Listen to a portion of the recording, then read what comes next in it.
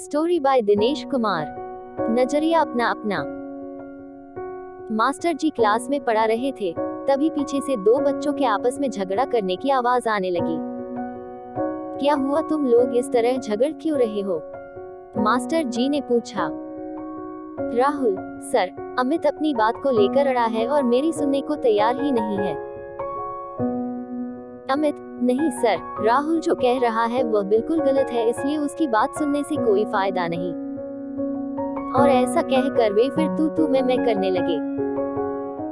Master जी ने पास आने का इशारा कहा, तुम दोनों यहाँ मेरे पास आओ। अगले ही पल दोनों परस्पर व्यंग्यात्मक भाव लिए मास्टर जी की टेबल पर पहुंच गए। मास्टर जी ने दोनों छात्रों को अपनी टेबल के दाएं बाएं बैठने को कहा। अब शेष छात्रों को संबोधित करते हुए बोले, फिंगर ऑन द लिप्स। सभी छात्र पूर्ण शांति से बैठे रहे।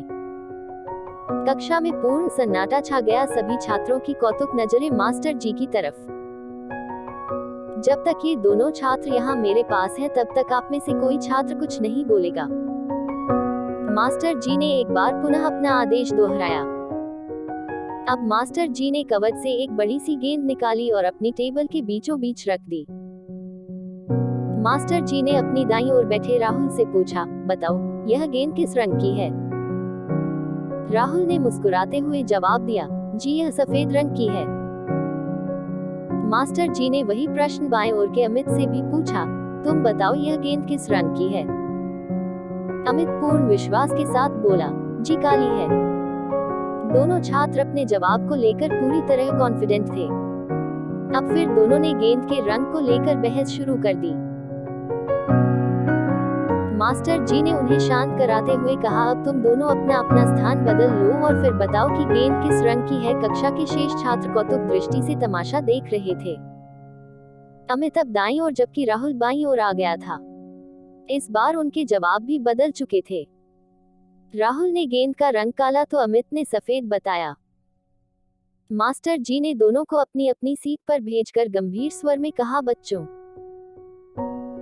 यह गेंद दो रंगों से बनी है और जिस तरह यह एक जगह से देखने पर काली और दूसरी जगह से देखने पर सफेद दिखाई देती है, उसी प्रकार हमारे जीवन में भी हर एक चीज को अलग अलग दृष्टिकोण से देखा जा सकता है।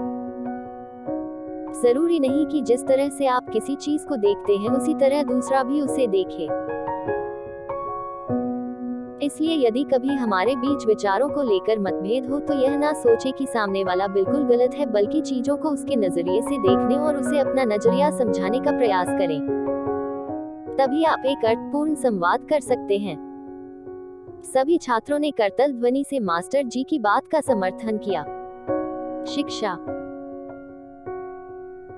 आइए उक्त कथा से सीख लेते हुए हम भी एक दूसरे के नजरिए को समझकर अपने बीच उपजी संवादहीनता को दूर करने का प्रयास करें, क्योंकि संवाद ही एकमात्र वह प्रक्रिया है जो हमारी गलतफहमी को दूर कर आपसी रिश्तों को मजबूत बनाती है।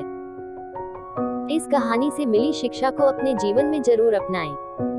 प्रेरणादायक कहानियां प्राप्त करने के लिए हमारे चैनल से जुड़ जाएं। अपने दोस्तों और रिश्तेदार तक जरूर शेयर करना।